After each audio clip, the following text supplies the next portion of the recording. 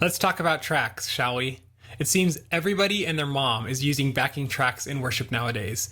And I personally had been avoiding it for years. I was too proud, too stubborn to let a computer make my band sound good. No. I wanted to train up my band to be awesome musicians. And if we can't do it without a computer, then we shouldn't do it at all, was my thought. The sound has to come from us or it's not real. It's not of the Lord if it's not from the people. Okay, that was my illogical reasoning, but I was stubborn in my ways. I was stuck to it. So instead of using tracks, we would use two keyboard players, one to fill the normal stuff and the other to fill the higher frequencies with pad and strings. We had a percussionist. We still have a percussionist with a drum pad with all the cool electronic sounds and effects like uplifters, downlifters, reverb tambourines, sub drops, all that fun extra stuff, ear candy, right? And so I was like, no, this is how we're doing it. I'm not willing to use tracks. We can do this ourselves. But then I hired a new production director, and he, along with one of my young worship leaders, was like hounding me, bugging me constantly about, you got to try tracks. You just got to stop being stubborn. Just try it. But I was like, no. And I kept resisting. And finally, the Lord won. No, just kidding. Finally, they wore me out and I caved in and I gave tracks a try. So did I like them? Did I hate them? Well, you'll have to wait to find out. And my goal for this episode, what I'm hoping to do is just share my view on tracks, tell you my experience trying them out, share the pros and the cons, and tell you where I've landed now, and then hopefully help you make a decision. Like maybe you're listening and you're thinking, man, what's all the hype with the tracks? Like, should we try it at our church? Well, hopefully my experience will help you make a decision on whether they would be a good fit for you. So I'm not here to change anybody's mind. I'm not here to say one way is better than the other way.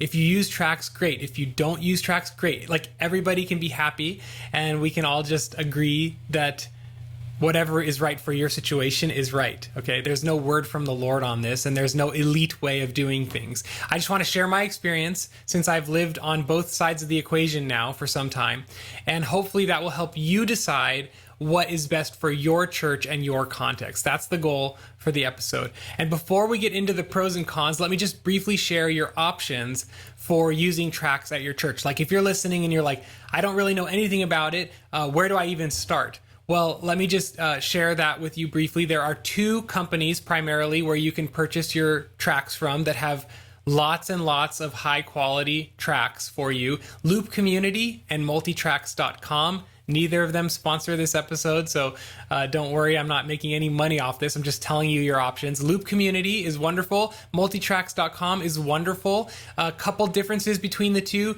Multitracks does offer a subscription model that lets you rent 25 songs per month. Okay, so if that seems like, if you don't mind paying for the rest of your life to have access to the tracks and you only need 25 songs-ish a month for your services, great. But my church needs way more than 25 songs a month, and I don't want to pay for the rest of my life. So we ended up choosing the Loop Community credit system. You can buy like credits for songs at a discounted rate, and then you purchase the songs one time, and then you own them forever, and you're not locked into paying this monthly fee forever and ever and ever. So that's what we chose, Loop Community System. We also chose Loop Community System because they have a Macintosh app for MacBook Pro or MacBook Air or iMac or whatever, like an Apple computer, and we wanted to be able to send our tracks out via Dante, the networking protocol, to our front of house soundboard. So we chose Loop Community System because we wanted access to a Mac app that could send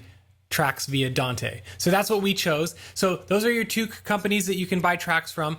Once you have the tracks, there are three ways to implement them in your services, okay? Number one, iPad apps. Both companies make wonderful iPad apps.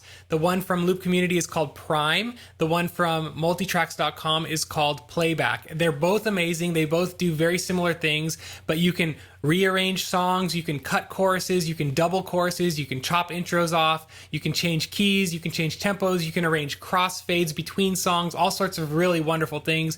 It makes it super easy to implement to use their iPad apps. The downside of the iPad app is unless you buy this really weird contraption thing, you're limited to only 2 channels, okay? You get the click track and the cues, the guide, the lady speaking in your ears on one channel, and then you have all your instruments on the other channel, and they're just sent on one channel. So your front of house engineer, your sound guy, doesn't get to mix the individual channels from the tracks. He just gets whatever you send to him. So that's one downside of using the iPad apps. Now, I said Loop Community does offer a Mac app, so that's your second option to implement tracks in your service. And you can use Loop Community's app, also called Prime, for your MacBook, and you can send individual channels to your front of house engineer using Dante, or using like just plugging in an audio interface and sending it out that way on different channels. So if you want multiple channels, you're definitely going to want to look at Loop Community's setup. And then your last option to implement tracks is to use Ableton Live, which is basically you're responsible. It's more work up front. You download all the tracks, you create a session, you chop the songs up into the arrangement you want, because most of us aren't going to play a 9-minute song. You know, like some of the Elevation stuff is 9 minutes, and some of the Bethel stuff is 9 minutes, whatever. It's like, no way. Or Hillsong. It's like, so you got to chop up the songs. It's a little more work up front, and then you can put it into an Ableton session and you can have full flexibility. So it's fully flexible and it's more powerful. You can do a lot of automations, and it can control your lyrics and your lighting if you're into those types of things. So Ableton Live is like more work, more technical expertise necessary, but you can have much more flexibility. And so our church, we ended up going with the Loop Community Mac app at first, and then that wasn't enough flexibility for me because I'm really picky. I'm like, no, we got to have the song arrangement just like this. And Loop Community, yes, you can arrange the songs, but it's not as flexible as I want. And so we ended up switching over to Ableton Live. So those are your options for tracks. I'll put links in the show notes for that. Now let me get into some of the pros and cons. And then at the end of the episode, I'm going to just share where I think tracks work and where I think tracks don't work or won't work for you. So pros and cons. Here we go. Pros. The pros of using tracks is, number one, the guide cues. I like having that little robot lady tell my band exactly where we are in the song, okay? It's wonderful to have a little voice talking in your ear telling you bridge 2, 3, 4, build 2, 3, 4. Like, that's very convenient, and it helps my band never like get lost, you know? Because sometimes in the past, my musicians would like get lost. They would be closing their eyes and worshiping, and then they're like, going to the bridge when we're supposed to be going to a double chorus. So the guide cues is the first pro. The second pro of tracks is it's easy musician replacement. Now, at my church, this rarely happens, but if you have people who cancel last minute, you can literally just unmute the track of their instrument and go forward with the service. So this hasn't really been an issue for us. Like, we've never had to, do a last minute unmute, but in the rare chance that it might happen, it's cool to have that easy musician replacement. The third pro of using tracks is big sound for small teams. Big sound for small teams. Now, many churches don't have enough musicians. I get that. And maybe you just have a 3-piece band or a 4-piece band or a 5-piece band, but you want more oomph to your musical worship. And tracks provide that oomph. There's a lot of sound to work with there, sometimes maybe too much, which we'll get into later. But that is a pro of having tracks. You can get a bigger sound even if you just have a small team. The fourth pro is that you can access specific parts of songs. So for me as a worship leader, I want to know what the electric guitar player is playing on the album. And I can solo that channel and I can hear exactly the part that the electric guitar player needs to play, and I can show it to my electric guitar player and he can learn that part better. So that's a very helpful thing, is to have access to the exact part that the record plays. The next pro is that it's more options for your sound guy to work with. Your sound guy is able to bring up some vocals if the vocals sound too thin on Sunday, or bring up some synth patch if like the keyboard player isn't really hitting the right stuff. Like you can fill in the sound, and the sound guy has more to work with, and that's a pro. And honestly, that's about it for the pros. Like, that's all the pros that I can think of with tracks.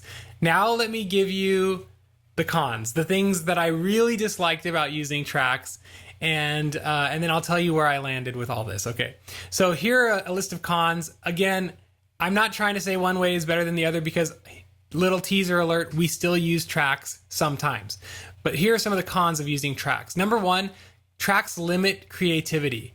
So at my church, our team, we base our arrangements on the original albums, but we don't always play them exactly like the record. Like, the primary parts are there, especially for keys and electric guitar and drums, but we leave a little bit of wiggle room to play with the arrangement. Sometimes we'll change a chord. Sometimes we'll tweak the way that a turnaround sounds, or we'll come up with our own riff after a chorus, right? But when you're playing to a track, you have to play it exactly like the track. You have no freedom or flexibility to be creative. So the first con about tracks is it limits creativity. The second con is that it limits flexibility. So as a worship leader, I personally love to shepherd my congregation in the middle of a set. And I usually know about where I'm going to say something or pray something or exhort something. I usually know about where it's going to go in a song or in a set, but I don't know how long I'm going to talk for.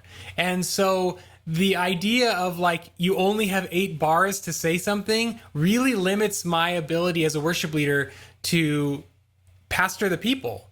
And I know there are like tricky ways around this, but you really have to set up your system in a way that works. So I'm just going to say tracks limit flexibility. Like how you put it in the computer is how it comes out of the computer, okay?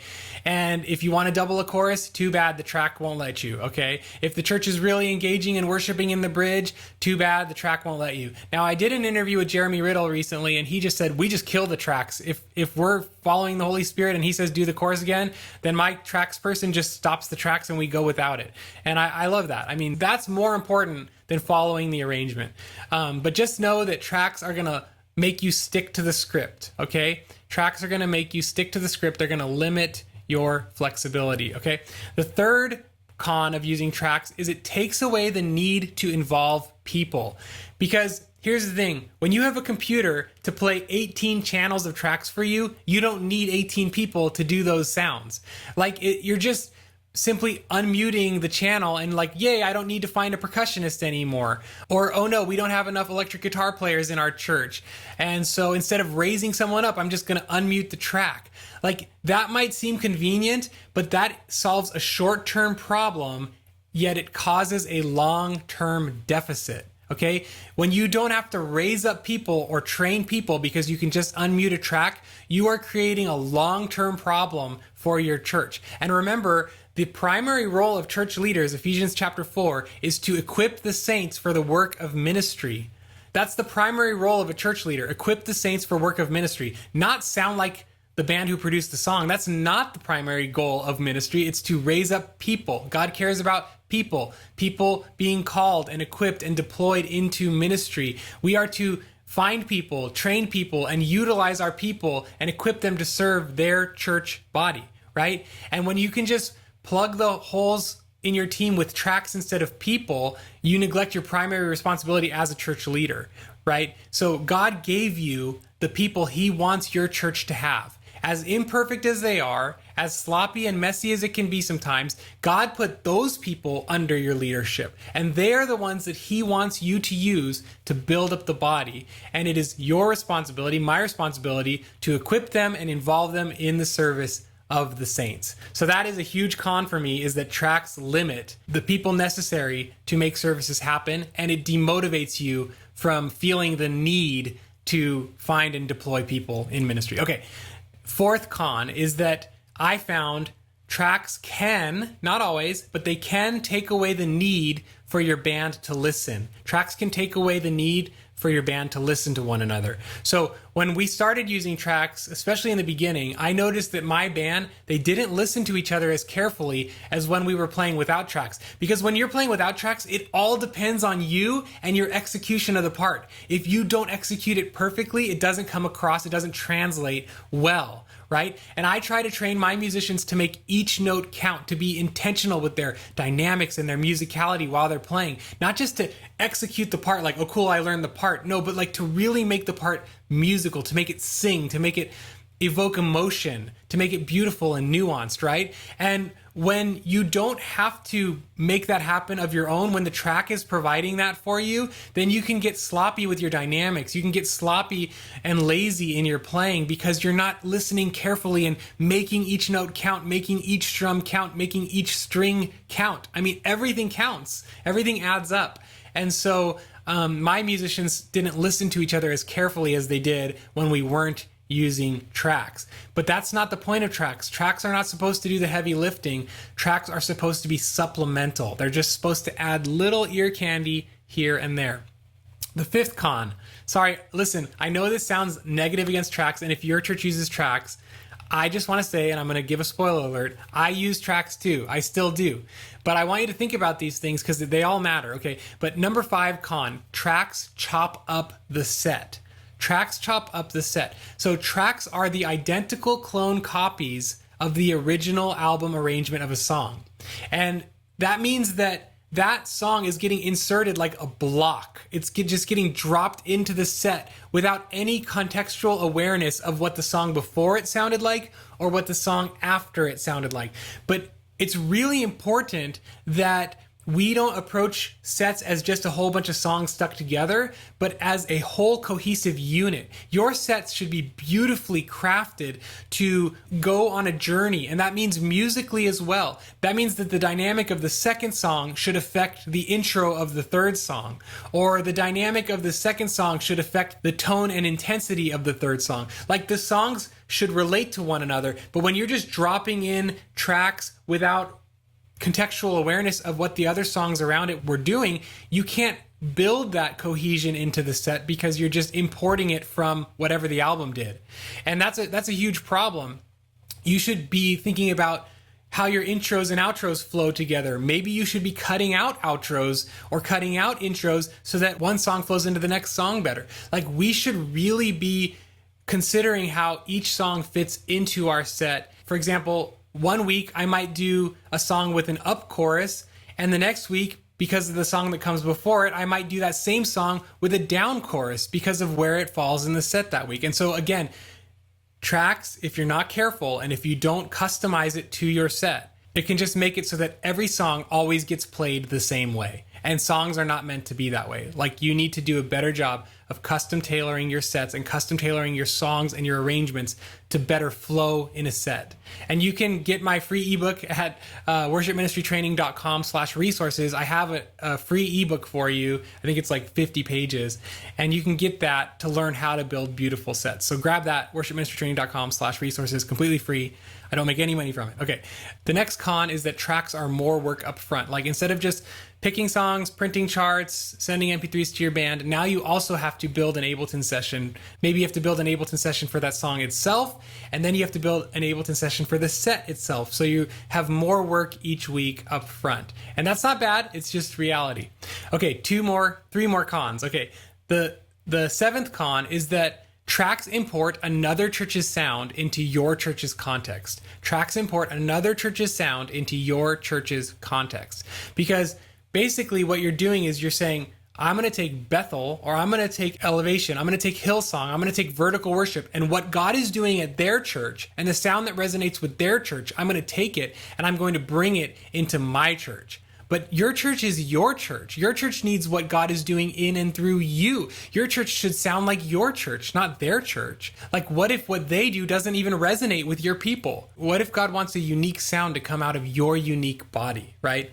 Hillsong is Hillsong, Bethel is Bethel, Elevation is Elevation, but your church is your church. And what does God want your church to sound like?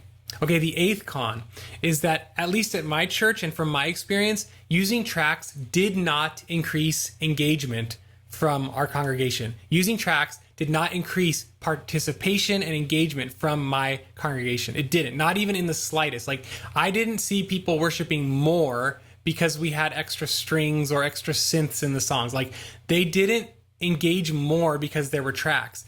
They engage when there's great songs, led well. I have a whole engagement formula on my website, but it's the tracks don't do much. Like, if you think, oh, if we just had tracks, my church would worship more, I can tell you that is not true. That is possibly a lie. It's possibly like laziness, like, oh, we just need this easy fix. Get the tracks, people will worship. No, people will worship when you help them see Jesus. People will worship when you build engaging song sets that point them to the beauties and glories of Jesus Christ. And when they see Jesus, they will respond. Worship is always revelation, then response. So are you revealing Jesus in your songs? Are you revealing Jesus through your times of corporate worship? If you do that, you will see more engagement. Tracks won't do it for you. I promise you, tracks will not do it for you. The last con, okay, and then I'm going to tell you what we do now and what I think you should do at your church. The last con is that tracks are technically unfeasible for many churches.